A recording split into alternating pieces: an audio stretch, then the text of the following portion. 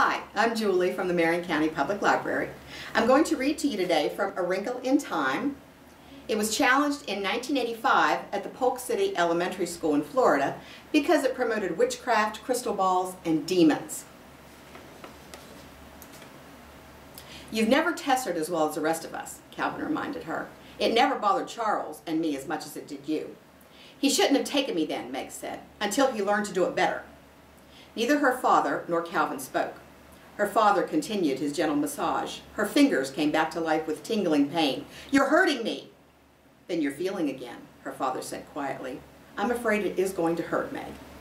The piercing pain moved slowly up her arms, beginning her toes and legs. She started to cry out against her father when Calvin exclaimed, "Look!" Coming toward them, moving in silence across the brown grass, were three figures. What were they? On Uriel, there had been the magnificent creatures. On Camazotz, the inhabitants had at least resembled people. What were these three strange things approaching? They were the same dull gray color as the flowers. If they hadn't walked upright, they would have seemed like animals. They moved directly toward the three human beings. They had 4 arms and far more than 5 fingers to each hand, and the fingers were not fingers but long waving tentacles. They had heads and they had faces. But where the faces of the creatures on Uriel had seemed far more than human faces, these seemed far less. Where the features would normally be, there were several indentations, and in place of ears and hair were more tentacles.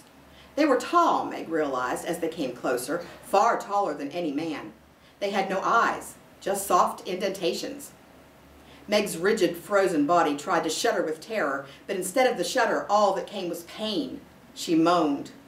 The things stood over them. They appeared to be looking down at them, except that they had no eyes with which to see. Mr. Murray continued to kneel by Meg, massaging her. "He's killed us bringing us here," Meg thought. "I'll never see Charles Wallace again, or Mother, or the twins."